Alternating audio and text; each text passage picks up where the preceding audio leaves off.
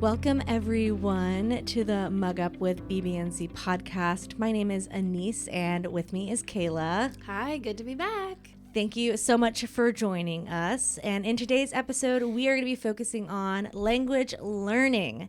And our guests today are Justin Zimin, Atkiq Snyder, and Bianca Jensen. Hi, guys. Welcome. Oyana for having us. Well, before we get started, I'll have you introduce yourselves. Jamai, maululka anam kun Atkiq linapal ilutsik diyor yakimungulhok.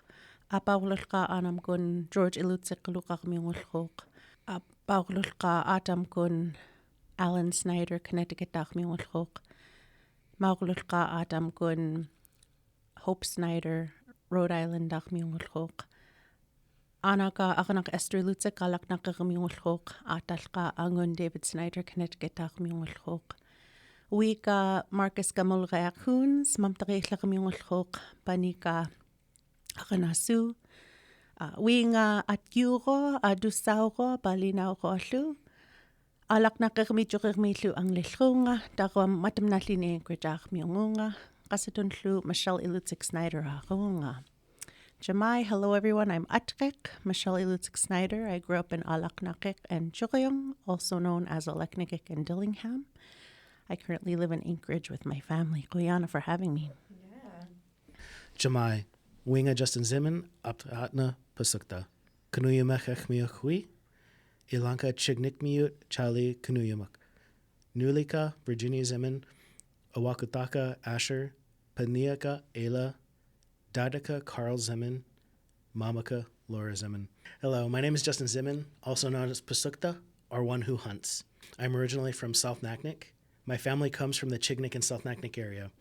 My wife is Virginia Zimin, my son is Asher, my daughter is Ayla, my dad is Carl Zimin, and my mom is Laura Zimin. It's amazing that just here very recently, I wouldn't have been able to do that. Aww. And so it's so much fun to be able to introduce myself, and even doing it in front of large crowds when I do public speaking, it's been an amazing journey.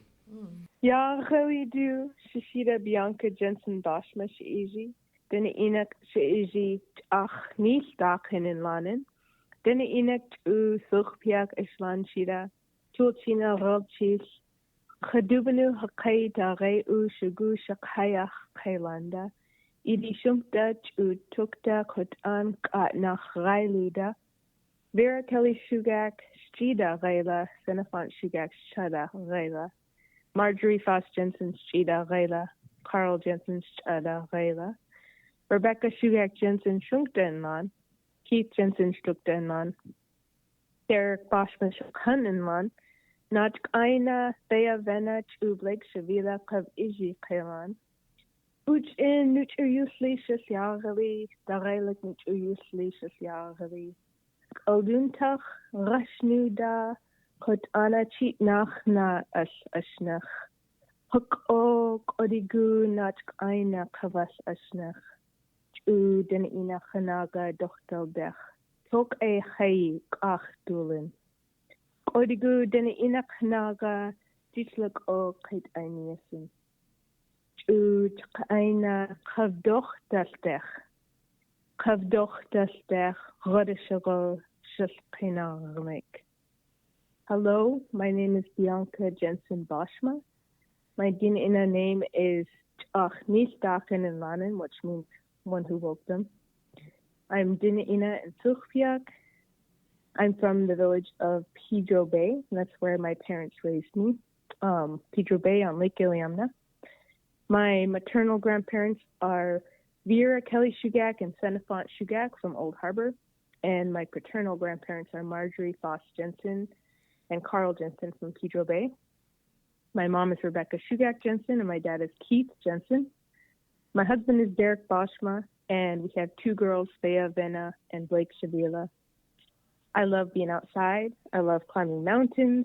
By trade, I'm a nurse, but right now I take care of our kids at home, and then I also study our Dena'ina language. I've done that for the past 3 years. And I also teach our kids. I'm teaching them makes me happy, brings me joy. Over the past year and a half, I've also started helping teach beginner Dena'ina through some online Zoom classes. And then I've also taught a bit at a few culture camps and some other school events programs. That's where I am at with the language, and still very much an early learner, but enjoying my language journey. It's so cool to hear you guys introduce yourself in your native languages. Atkiq, what does your name mean? Atkiq is just a name. Okay. It's a name. My guess is it's so old of a name that its meaning has been lost to time. Just kidding. I don't know. But my mom said it's just a name. Okay. I wish my name was that cool. Cool. Well, let's begin. I would love to hear on your language learning journey. Tell us a little bit. Where did it start? I mean, how old were you when you first actually started learning? Tell us a little bit about that. Bianca, we'll start with you. Sure, Chinan. So I grew up, as I mentioned, in Pedro Bay. And I grew up hearing and learning a little bit of Dena'ina, not much, just some words, some short phrases, and even some songs. And as I got older, I did have an interest in learning the language, but I didn't pursue it, just got caught up with other things in life. But it wasn't until my first daughter was born, which is almost 4 years ago now, crazy, that I realized, okay, now's the time I need to act. Because I didn't want to learn it just for myself. I also wanted to teach my kids their native language. So a couple months after our first daughter, Thea, was born, I signed up for my first online distance Dena'ina language course, and then I've just continued learning since then. So it's only been like 3.5 years, and I still really feel like such a baby learner. But yeah, I love it, and it's going to be a lifelong journey for me for sure. I'm still very new in it, but it's been awesome. It's been really amazing to come as far as I feel like I have.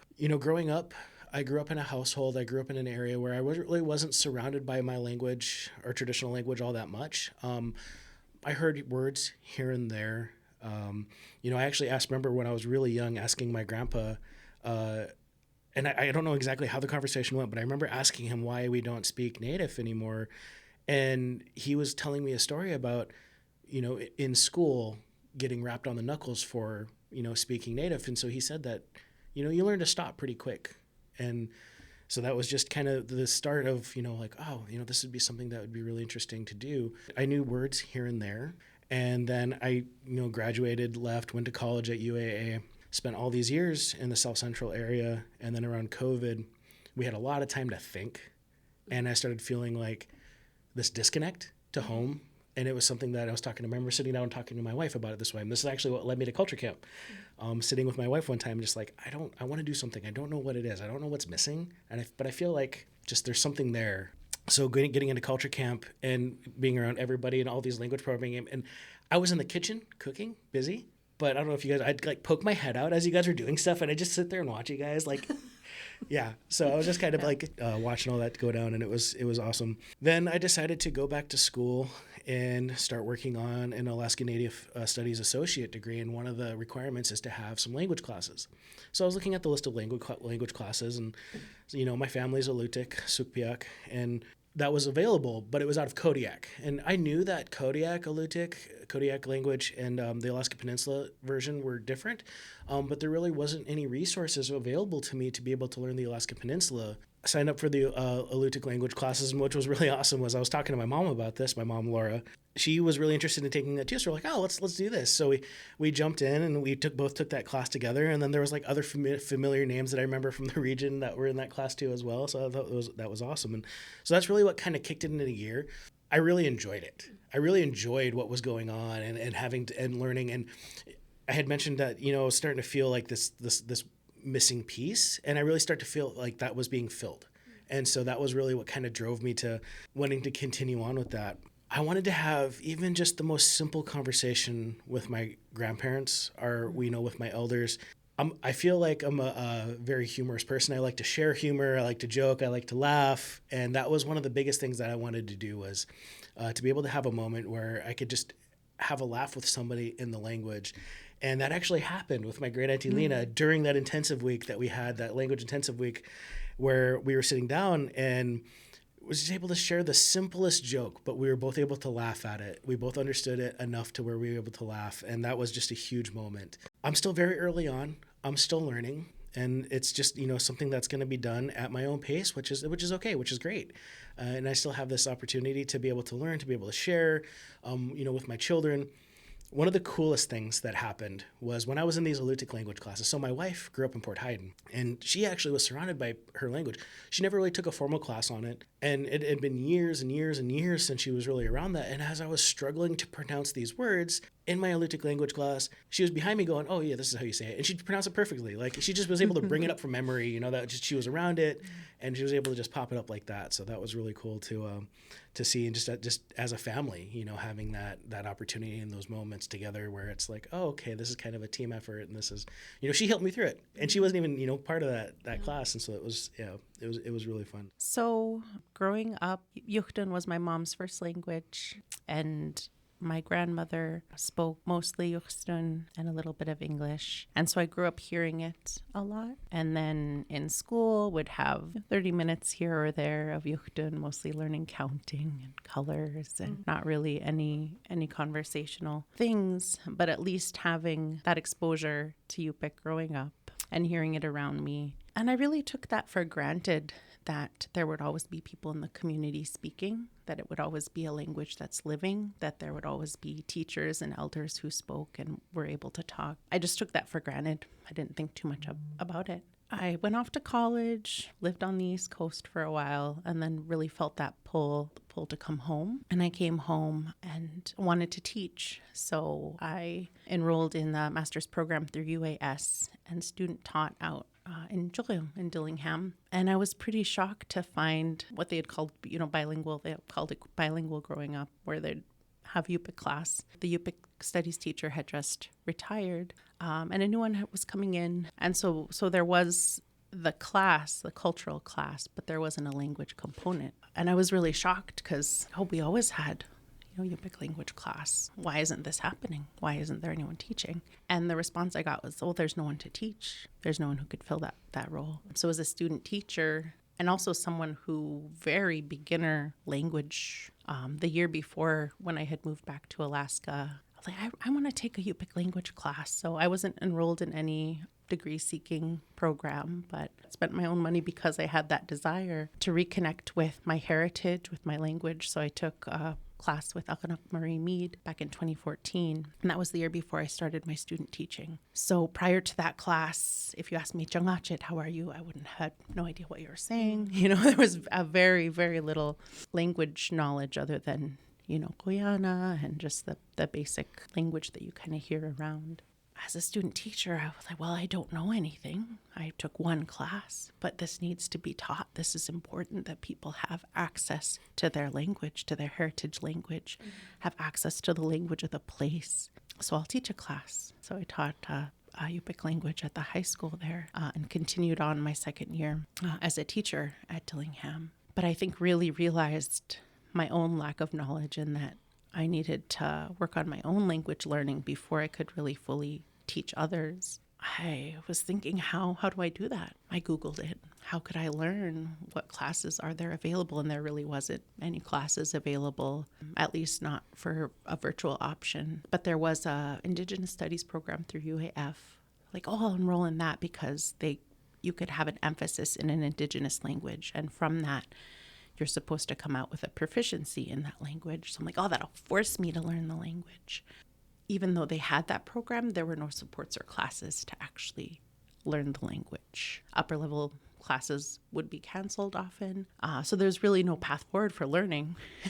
So I got kind of frustrated, got kind of fed up, and kind of took a break from language learning, and then came on with BBNC as a culture camp director. And through that, I had known Ababi Alexandra Salmon before, but really got to know her better. And really that focus on language, and really was inspired again to do language work. From that, started working with Igiugig Village Council. I'm so grateful because I'm able to spend time on my own language learning, to teach others. We're able to offer virtual Sugt'stun classes. So that's where I'm at right now, and just really wanting to be able to speak Yupik and pass it on to my daughter.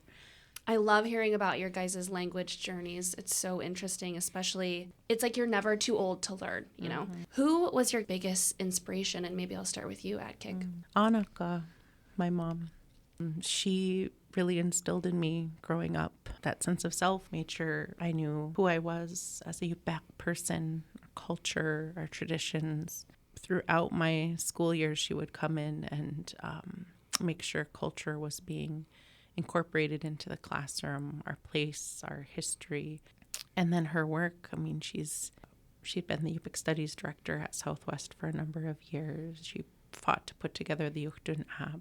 I think as an adult, I've realized that our parents and the older generation have really faced so many hardships as far as their language goes, their sense of self, their culture, their identity, being punished for speaking the language, not being allowed to speak the language, not being allowed to yuhak or to dance or practice the traditions. And I think that's really important for us to understand as a region and heal from that.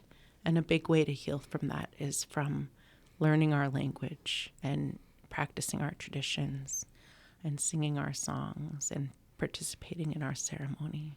A big inspiration, too, is all the people that are working to learn their language, because it is hard to find the time, to have the resources, to take the classes. So all the people who are doing the language work, all of my coworkers, Bobby, Michelle, everyone who is doing this work, and I think people who are speaking to their children in the language, that's such a big inspiration. That's what I aspire to. That's really beautiful. What about you, Bianca? I'm going to take the sappy mom route and share that my kids are my biggest inspiration. As I mentioned, they're the reason that I finally started studying the language. They're very young yet, and I'm still early in my language journey.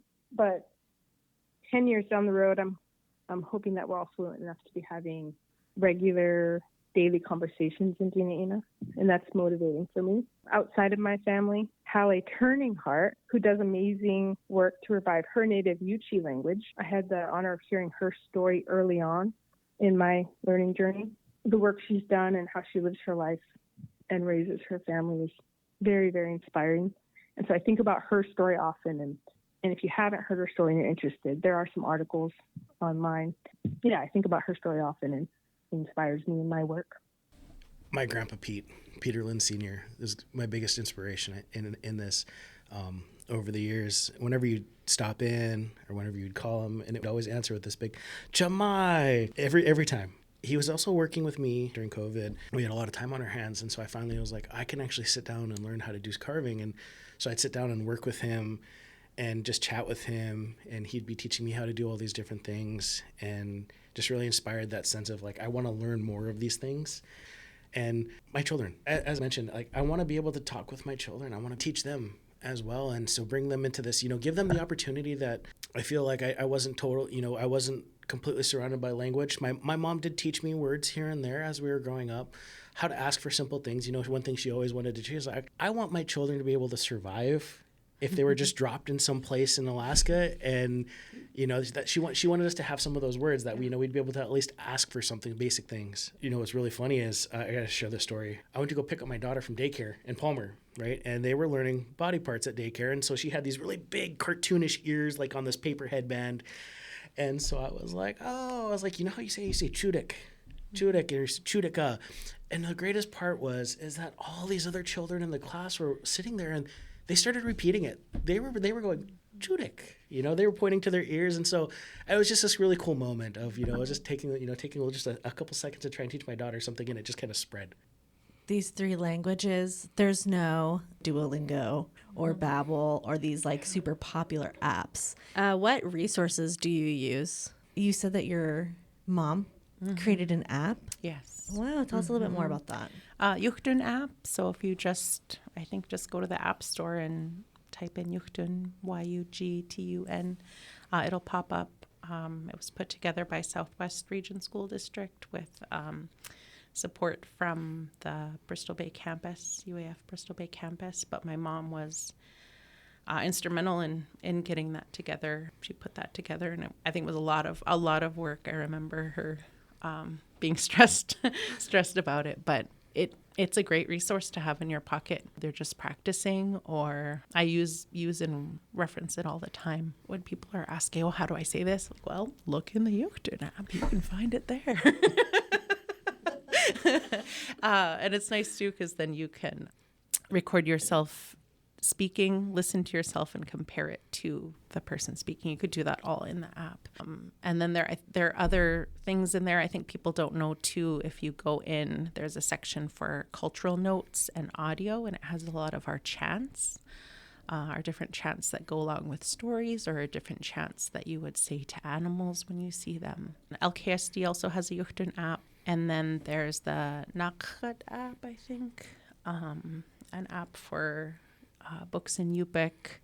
But we really need a central place to find all this, because if you don't know where to look or how to look, or don't know that it's there, I think it really would be great if as a region, we just had a place where you could go to, okay, you want to learn Yupik, you want to learn Bristol Bay dialect, okay, you can go here are different resources. We really need that, because for people who don't know, I know for me, it's just taken me a long time to build up what resources I have. I'm happy to share them, but it's like, where would I share them?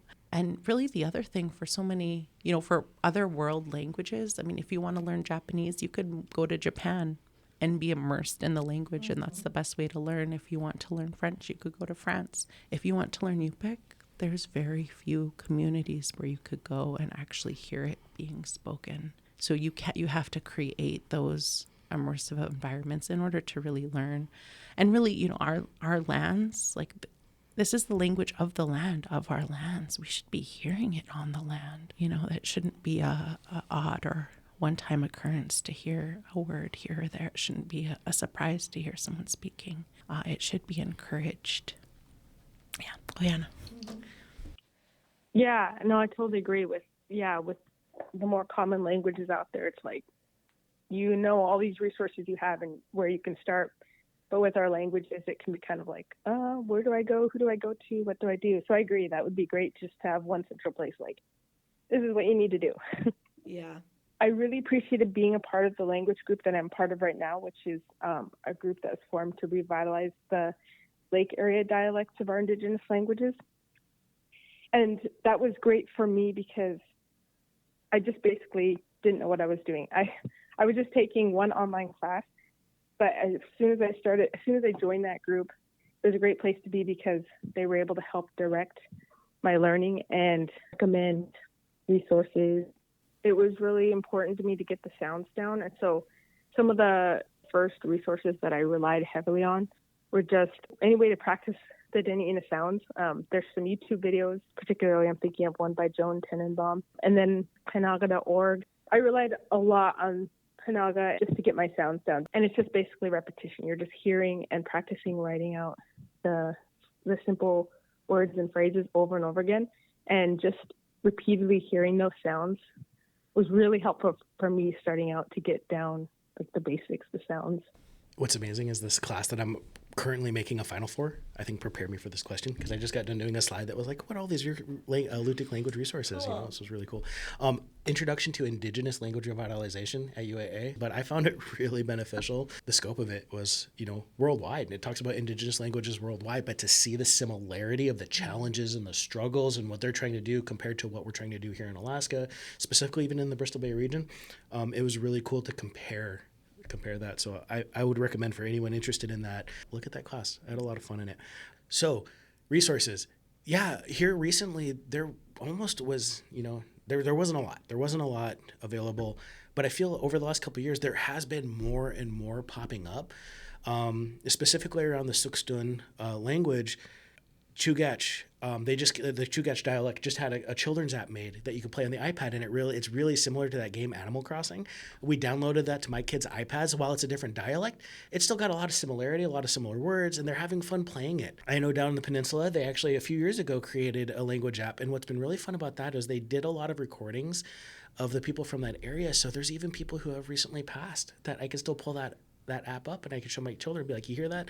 That's your great auntie. She's not with us anymore, but that's still, her voice recorded on that app. So that's an amazing thing. One of my lifelines has been this website called Wordwinak. It's Kodiak version, Kodiak dialect. You can type in words, you can search words. So if you see an Alutiiq word, you're not sure what that means, you can type that in there and it'll tell you, it'll give you what it means.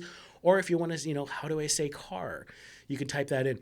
But not only does it tell you what the word is, it starts giving you the parts of the word, things you add to it to make it plural, to show possession.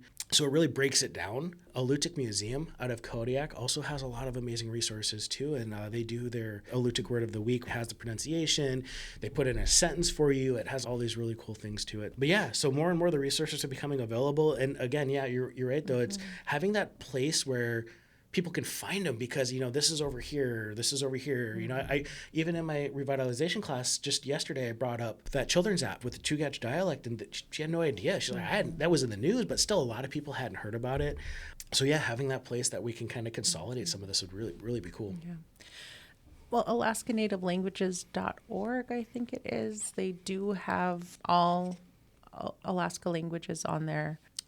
Some audio clips for most of all languages, and then some resources. It's definitely not comprehensive by any means, but it's a good place to start for any Alaska Native language you might be interested in. But it would be, I think it's really needed to have kind of one place where you can go to find all this other stuff. Because as you were talking to us, thinking, oh yeah, there's the Yugtun app, the Yugtun.com, where you could go and search any word and also hear the word being spoken in Yupik, and then Word Builder, where you can add, because our languages are polysynthetic agglutinative languages, so you can keep building onto a word and make it a really, really, really long word, and it translates to a really long sentence, which makes it harder when you're just using a traditional dictionary, but something like Yugtun.com. But yeah, again, all these things, we gotta put them together so people can find them. In addition to resources, do you guys practice with other people? Who do you practice with? So I'm really lucky, as I said, to work where I work with the Yugtun Village Council. We have a cohort of us that are learning together, which is great. It's really nice to have that community of people that you're trying to learn together with. So we meet twice a week, and we're the teachers. That's the crazy thing is we're trying to learn faster than we're teaching so that we can teach what we're learning. Pretty much all the teachers that we have for our virtual language classes, which are another resource for people. People are welcome. Any community member is welcome to join in on those beginner classes. But we meet twice a week. And we work with Elder Akanak Marie Mead. We meet over Zoom because we're all in different places, and we learn language together. And then I'm also fortunate that in my work I'm able to work with some other elder speakers, and that I'm also able to take classes. I'm taking a Regaining Yupik Fluency class with Angasak Sally Sampson, Kuskokwim campus of UAF, and I'm actually taking that with a lot of my colleagues and coworkers. So we're learning together in a lot of different spheres, which is really great. Don't be surprised if you see me talking to myself. I might be repeating sentences and just speaking out loud, listening. I chat with my wife a lot, and it's been fun. I bounce things off of her. I talk with my children a lot, and I just try to just let them hear it. I might not be telling them, oh, this is what it means, but I might let them hear it a little bit. I don't have a lot of people around me that I feel like I can converse with the time constraints that I feel like I've had. Things have slowed down a little bit for me on that, and still moving forward, still trying to do what I can when I can, and talking with my family, just doing what I can in the household. I found a couple of the terms that I knew that you would use all the time. Kofiak yuktua, I want coffee. Of course, I'm going to say that all the time, and so that's one that I say a lot. I go over to my grandpa's house and chamai azakdut ka. I just little simple things here and there, just to keep speaking, a little bit here and there as I can. On a daily basis, I definitely practice most with my kids and myself. But as far as who I speak with more that challenges me, who I practice with, elders when I'm able. I think it's really rewarding to be able to be at a point to put simple conversational phrases together and then practice those with elder speakers. But then also my language team members. We have a small Dena'ina language cohort within our language group, and so being able to practice with them is what most challenges me. Cool. Something that I love is that all of you mentioned your children. They're your inspiration, or that's who you practice with. and you want to pass down your language to them. And that's really inspiring. As me and my husband look at growing our family, my husband's Filipino, and we're trying to learn Tagalog. And like you guys said, it's just practicing those everyday words at home. And so that's something we've been trying to implement as well. Language, anything that you can incorporate is so wonderful, a wonderful gift that you can share with your little one. But it's their heritage language. It'd be great for them to grow up hearing whatever you can share. And it really is so beneficial too for kids' brain development. And I feel like I always hear people, they won't be ready for the English speaking world. English is everywhere. They're going to learn it regardless. You know, there's going to be no problem with learning English. And really, we have a right to learn in the language of our heritage. We have a right to learn in the language of the places that we live. We have a right to hear our languages spoken. And we all need to be prioritizing our language and using it as we can, and supporting it in whatever way we can. I'll tell the students that we work with, once you learn, and I do it for myself too, once you learn something in the language, try and replace it and just use it in the language. And I feel strongly about ways to say thank you in our languages. Like, we should know all of the different ways to say thank you in all the different Alaska Native languages, or at least of the regions that we're from. I should never have to hear thank you. But sometimes I have to catch myself too, like, Yeah, that reminds me of Culture Camp. Never Again. They do at Culture Camp, where every day learn a different word, and you have bracelets. And if you say the word in English, then you have to give away your bracelet to that person. So it really encourages to not use those common words like thank you, like yes, or like when you're responding. That reminded me of that. Yeah, I think that's a great teaching tool and method. We do that on our online classes. We encourage the never again in English phrases or survival phrases. Those are the words or phrases that are supposed to be your survival phrases if you're in an immersion setting. And I think that's a great way to start out, and it's been helpful for me just because they're simple everyday phrases. Pretty like hello, thank you, goodbye, I'm sorry. Just starting out from there and then just building. I think it's a good way to direct learning. It's just the phrases that you use most every day. It's like start switching them out and use only those ones. Yeah, that's been really helpful for me. Yeah, one way that I just in my own life I do that is on my email signature at work. I took out thank you and I put Koyana, and that's just my automatic populated email signature. Just says Koyana. I start every email Chamai. And just to add those little things, as you said, you learn the word and try to replace it and try to put it into your everyday vocabulary. And I feel like at the very least, people from the region too should at least know those basic things. If you're wanting to live on the land that you're living, you should know at least a few words in the language of the land. I live here in Anchorage. I've learned Janan and Yakalidu and some words in Dena'ina, and I feel like that's important to know the languages of the places that we live and that we work. Looking back, is there anything you wish you had known when you first started learning your language? The biggest thing for me is I just wish I had started learning the language sooner. If I'd started 20, even 15 years ago, we would have had several Iliamna dialect speakers with us still. And I think it would have been really cool and special to practice speaking my own dialect with some first language Iliamna dialect speakers, including my chada, who grew up speaking Dena'ina as a child.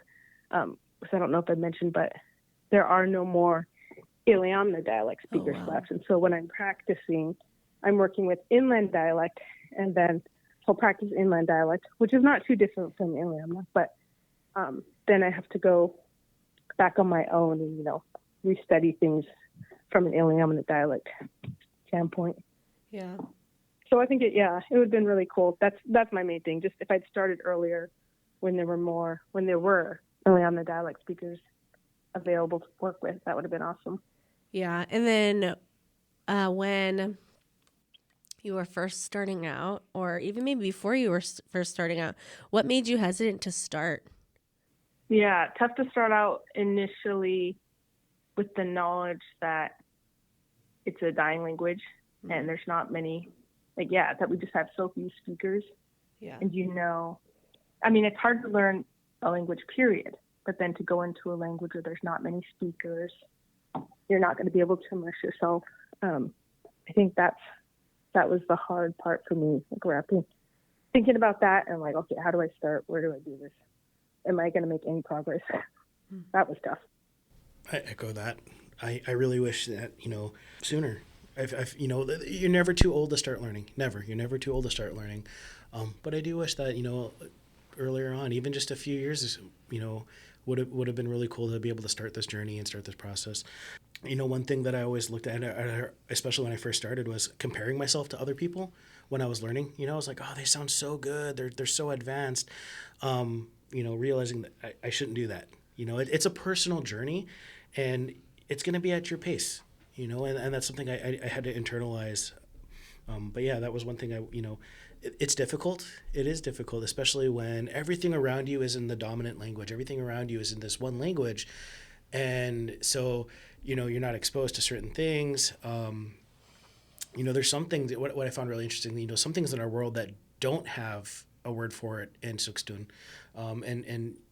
Realizing that I was like, how would I say that? Or how would I try to describe what describe what that is? It is challenging, but yeah, the main part was wishing that I'd started a little bit sooner, and then not comparing myself to those who are more advanced. That makes it just more intimidating as you're trying to start. I think for me, I wish I had realized when I was younger the importance of it and taken advantage of when my grandmother was still alive. I mean, she passed when I was 8, so I was still very young. But I would have loved to be able to speak with her in the language. And I do remember when I was like middle, high school, older, I would go to villages and elders would speak to me in the language and I wouldn't understand anything they're saying, couldn't understand, couldn't respond.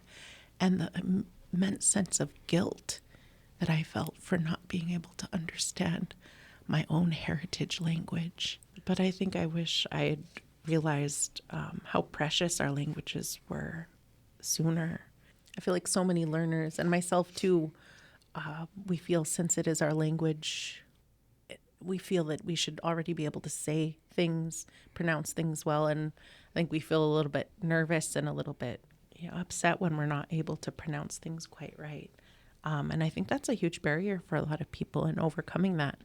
I always tell my learners, when little kids are learning, little toddlers are learning, if they make a semblance of the word that you're trying to say, if they're like, ba, ba, oh, you want the ball? Yes, this is the ball. Yay. You celebrate it. Like, oh, it's pronounced ball. Oh. And I mean, it is important for us to be able to speak correctly and make the sounds, but it's also important to give grace to ourselves, to give grace to other people, and to understand it takes a while to learn. Really good advice. Don't compare yourself to anyone. Celebrate the small wins. I totally agree with you. I have a daughter, and right now we're trying to learn Dada, and she'll be like, Baba. I'm like, close enough. Yeah. I really like that advice. Yeah. We know that language revitalization is so important. I want to hear your thoughts on more of why. Atkiq, maybe we'll start with you. Our language reflects who we are. I had shared a little bit earlier, but really our languages are so tied to culture, so tied to place, and it reflects a different worldview, a different way of thinking. People will sometimes say, oh, how do you say this in English? I'm like, well, that's an English idea. That doesn't exist. You could kind of try and translate that. The same thing when you're translating something out of Yupik that doesn't fully translate into English. Sha is the word for the outside. Could be the weather. It could be the universe. It could be awareness. When did you become aware? Sha could refer to so many different things, and so when you ask for English translation, hard to really translate. And then in Yupik, there's so many different ways to say, this and that. It's like, oh, that up there, that you can see, that up there that you can't see, that down there that you can see, that over there, you know, just the languages really reflect a different way of seeing the world, a different way of interacting with the world, and reflect our ancestors' ingenuity. If we weren't able to hear our stories and our teachings in our language, would the culture be as rich? Would it be as full? Guyana. When we lose our language, we lose a large piece of our culture too. And that's not something I thought about when I initially started pursuing Dena'ina. I just wanted to learn the language. And then along the way, I started to realize more how they're tied together. We can think of language as sort of a key, I guess, to understanding more about our culture and traditions, our way of living. And in that way, it leads us to be more connected and have a greater sense of self-identity, which I'd say is an important aspect of anyone's walk in life. So I guess to sum it up, I'd say language, and therefore revitalization of language, is important because it teaches us more about our culture, which teaches us about ourselves. Yeah, that's really good. I mentioned earlier, one of the things that started me on my journey was having that sense that something was missing. And for me, this really started to feel like I was filling that gap. If you think back to the days of assimilation when they were trying to erase Native culture, language was one of the key things they pointed out. You're not allowed to speak your language. You know, children were being beaten for speaking their language. That was one thing that they keyed in on as being important to that heritage, important to that culture, was their language. Now, you know, we could be angry about it. I'm sad about it. It's still in living memory. I've listened to stories from my grandma, from my grandpa. There's still a lot of people alive today who firsthand experienced that. A lot of the people who have done it are no longer here, but we can still find a way to fight against that. We can fight against those injustices by learning our language. There's a lot of awesome programs out there that are providing resources, that are working with communities. But when it comes down to it, it's the people. We need to have that determination to learn, and it is challenging. It is also very rewarding. And when it comes down to it, you know, in the end, it's the people that are going to drive this. It's the people that are going to make this successful. The more people that are willing to even just start, wherever that start might look like for them, you know, like we all have different starting levels. Some of us have been, you know, may have been in surrounded by language longer than others. Some of us are, you know, this is brand new. Everything's brand new for us. This is something we're not used to. But it really comes down to having the determination to take that on and correct all of those things that have happened to our ancestors, that have happened to our grandparents. The more I've dived into this, it's just, I can't stop coming up with new ideas or new reasons why this work is so important. But it comes down to the people, and that's really where it's going to start, and that's where it's going to succeed. What's one piece of advice you would give someone who wants to start and is maybe intimidated or maybe just doesn't know where to start? What would you say to them? Just tell yourself, start out small. Have a small daily goal, maybe, whether it's I'll learn one word or a phrase each day, or maybe it's I'll practice speaking for at least 10 minutes each day, because you just have to start somewhere. And I think from there, it'll be a natural progression. We'll just keep going little by little. That's good. So I was thinking of something that a professor of mine, Dr. Quine Lance Twitchell, who's a amazing language advocate and speaker of Tlingit, he said, if you'd like to learn your language, you can, but your life's not going to look the same. And I think so many people think it's too late. Like, oh, well, I wish I knew my language. I wish I knew Yupik. I wish I knew Alutiiq. I wish I knew Dena'ina. What do you show that you value, and how do you show you value your language? By speaking it, by supporting it. Yeah. As I mentioned earlier, don't compare yourself to others. It's such a personal journey, and just internalize that it's going to be done at your pace.